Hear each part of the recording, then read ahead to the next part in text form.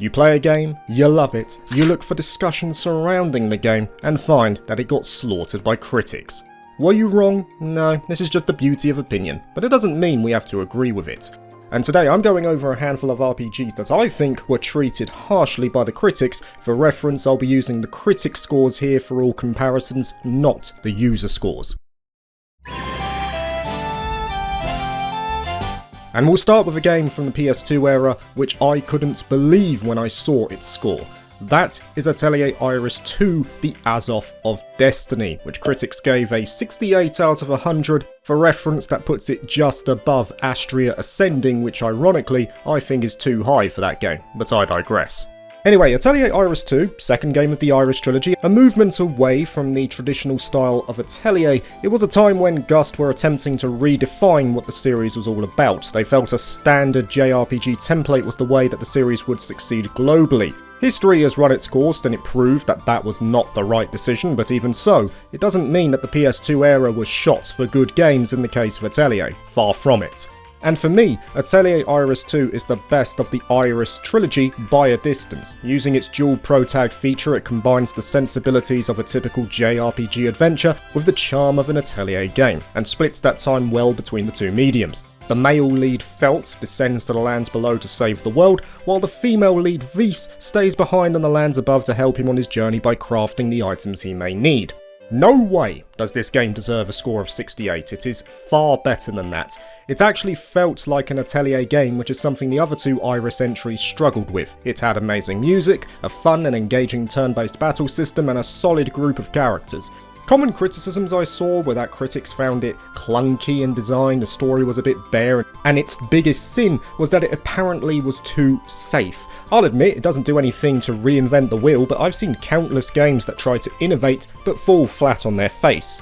They innovate for the sake of being different. There is no problem with games that choose to stick to the tried and tested formula of what a JRPG is, especially if it does it well, and Iris 2 certainly does that. And keeping with Gust with the next entry, which also happens to be one from the PS2 era yet again, and from Atelier once again, is Manachemia Alchemists of Alrevis, which got a 69. Nice in the eyes of some, but not to me. Again, a criminally low score for a game that I think in the modern day would do extremely well. If the two Manachemia games got remastered and released as they are, they would be hits, because they encompass many things that a modern JRPG fan can latch onto. It takes place in the Academy of Alrevis, where Vayne and others are attempting to become fully certified alchemists, and with that school setting, it provides elements you would expect in a game with that premise, and does it all to a high level. The social sim elements of Manachemia are on point. Very enjoyable from start to finish, and the individual character stories are well told. A lot of them play on humour, with Vayne being roped into ever more unfortunate situations, and they were a clear highlight of the game. The main story gave the side characters enough to be good anyway, but these side stories elevated them to a much higher tier. There was not one character I disliked from this cast. Not to mention, it had some off-the-wall additions like Mupi, who was memorable for all the right reasons. It's got a fast, engaging turn-based approach that also has the accolade of being more difficult than the three Iris games combined. Now the bar is low there admittedly, none of the Iris games were challenging, but Manachemia's difficulty is no slouch. There are some difficulty spikes here and there that become even more steep if you are not crafting and deepening the growth charts. The music absolutely rules, there's no question about that, I mean, just take a listen.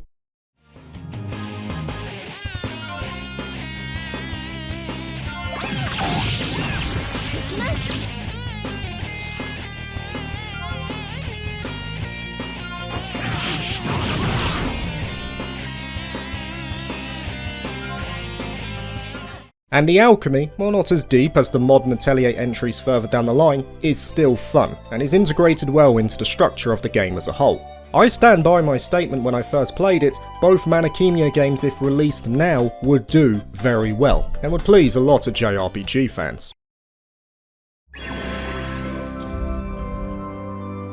Okay, moving to Tales now, and it will be for a game that got 75 out of 100, 78 on the PS2 it is worth noting, but still around that mark. Now you're probably wondering, 75 to 78, that's a good score, right? And I agree. It's not bad by any stretch. If I saw a 7.5 for a game, I'd be willing to give it a try, but it doesn't jump out at me as a must play. It doesn't demand my attention for a score like that. Put it this way, if I was looking for a game to play and I saw a 9.5 and a 7.5, I'll always go for the 9.5. So while 7.5 is a good score, it's not groundbreaking. But the issue here is that it was a score attributed to a game that is far better than that, which is Tales of the Abyss. For me, this is tied as the best game in the series, at least from the ones I've played. It's at least a 9 out of 10.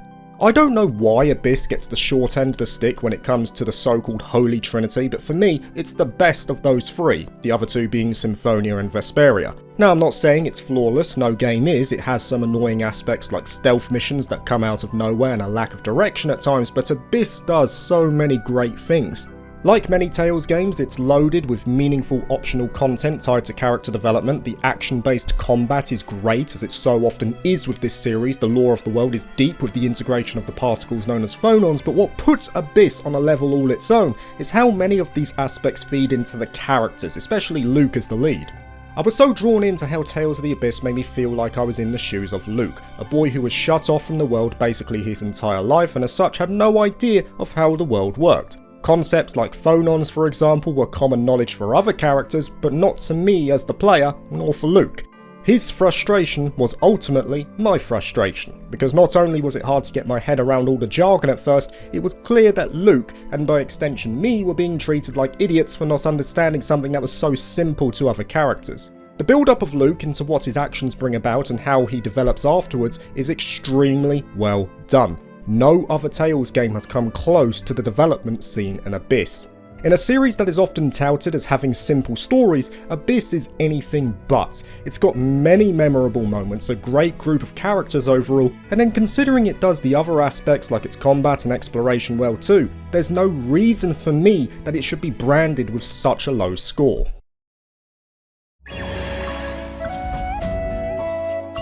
On to Aqua Plus now, because if we're talking about great stories, they created one of the best ever told in Uta Wareru Mono, which for all intents is a visual novel hybrid, mostly reading, but there are elements of SRPGs in there. But I'm not referring to the three visual novel titles, I'm putting the spotlight on their take on a traditional turn-based RPG, which is Monochrome Mobius Rights and Wrongs Forgotten, which got a middling 66 out of 100 from critics. Now I'll admit it's not the finest game ever made, but 66? No way is it deserving of that.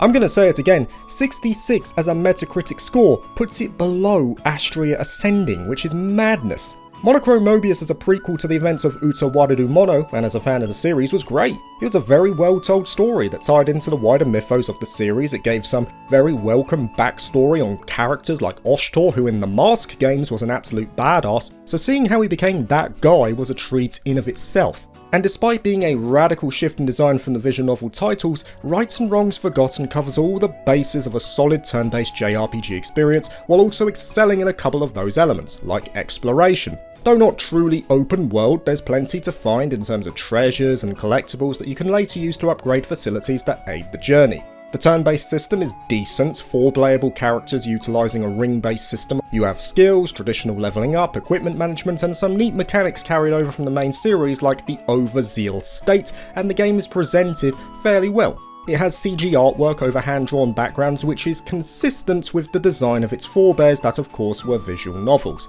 If it was in another game I'd probably be let down by it, but for a game derived from a VN series, I think it's a good move. It is a slower adventure in terms of pacing, but eventually you'll start seeing how it all connects, and I derived a lot of satisfaction from seeing these characters who are at the end of their personal arcs come the 2 Mask games given fully realised origin stories of their own. This is a case I think where Monochrome Mobius was judged harshly by some who weren't too attached to the original material or had little to no knowledge of it.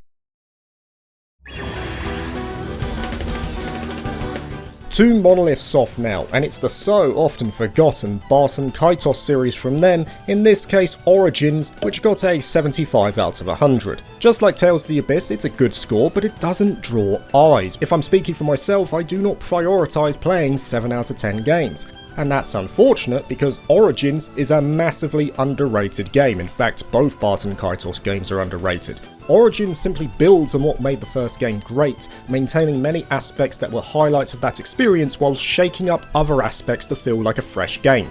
The music is still awesome, the world has that high fantasy feel with a captivating art direction, and the Marga's card system is still front and centre for the runtime. But despite using the same card-based approach, Barton Kaitos Origins did overhaul its combat, so much so that I'd say it's a big step up in difficulty from the first game, depending far more on reflexes, speed, and deck composition. It's all about the setup, creating hands for the killer combos, which is why Origins also places a lot of importance on discarding cards as well, making sure that you have the options available to you to even make a combo start. My optimum strategy would be to always have a basic string of attacks from 1 to 3 and at least one finisher to relay the moves together and build up my mana faster for the bigger hits. I absolutely love the combat system, but there's no doubt in my mind that it could be a sticking point for some players. Some will hate the fast pace for what is essentially a turn-based game, while others will thrive and enjoy the challenge the game offers. Add on to that the difficulty of some of its battles, especially in the mid to late game, and Origins is a tough nut to crack. But there's no doubt that if you get this combat, you really get it, and will be hooked right to the end. Setting up, executing the combos, seeing those gratifying numbers, it reminded me of Xenoblade Chronicles 2 in that way, which is also my favourite of that sub-series, but happens to be probably the most divisive within it. I realised that Origins isn't for everyone, but damn, I loved it. Jumping over to the indie scene now with the action RPG Eternights, a game that easily made my top 10 list for 2023 and one that was hit pretty hard by critics, 68 out of 100 in this case, and I don't get it at all. Even from the demo alone I was hooked, it presented everything that I wanted to see and that full release did not disappoint. The social sim elements are well done, so often humorous but knowing when to take itself seriously. The atmosphere is on point, as were other factors like the lighting, the claustrophobic environments, and it results in something that is more than the sum of its parts. I can definitely see some people saying it's too anime and be put off by that, but I'm all on board. In fact, what I did find impressive is that the game has some animated cutscenes here and there despite being an indie project that was mostly done by one individual. The fact that Studio Sai actually worked with an animation team for some of the scenes is a neat touch. A lot of time is also put into that social sim element, with 3 days given before the next main story event, giving time to talk to the supporting cast.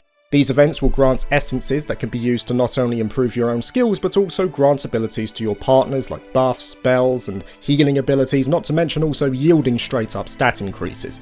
It's a disservice to say though that simply powering up was the only thing I cared about, as I thought the characters themselves were decently written for the most part. All the love interests are unique, have their own compelling story, and I very much bought into each of them. The combat takes on an action-based archetype and is simple but enjoyable. It's visceral, fast, and the controls feel tight, allowing for skill expression. You also have a wide array of abilities to use courtesy of the skill trees mentioned earlier, so the gameplay always feels that it's gradually enriching. I was very impressed with Eternights when all was said and done. For an indie project that promised a lot, I think it delivered, and in some cases exceeded my expectation. Sure, it has drawbacks like many of these games do, but the actual core of its premise, namely the action-based gameplay and the social sim aspect, were solid throughout. And for me, there's no way it deserved such a low score.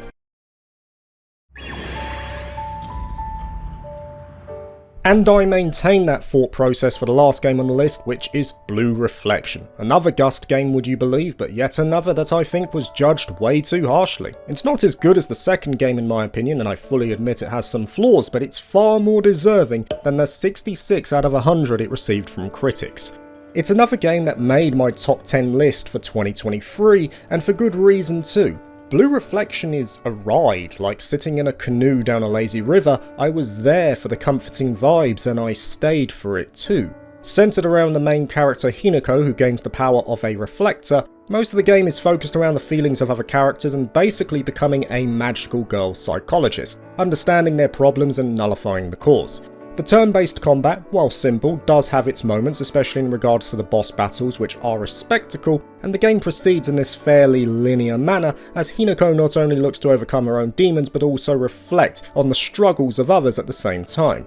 Ultimately, this is a game that isn't about challenge. It certainly has elements to it that are shallow overall and could have used more diversity, but if Blue Reflection excels at anything, then it would be its atmosphere. Instead of going down the traditional fancy routes of many other JRPGs, Blue Reflection instead goes for a more calming feel, not necessarily melancholic or somber, but slow and serene. Most of the time, you're just walking around the school, talking to other characters and deepening your bonds. It's more about the journey than the end goal here, and props also have to be given to the OST as well that complements the surroundings positively throughout, and is a definite highlight of the game overall. A lot of what I love in JRPGs is done in Blue Reflection, but it also brings together an experience that feels notably unique in its own way. It's short, it's sweet, and it's a great game to boot. Thank you for watching this video. If you liked it, please like and subscribe for more JRPG content, and consider joining my Patreon if you're interested. Peace!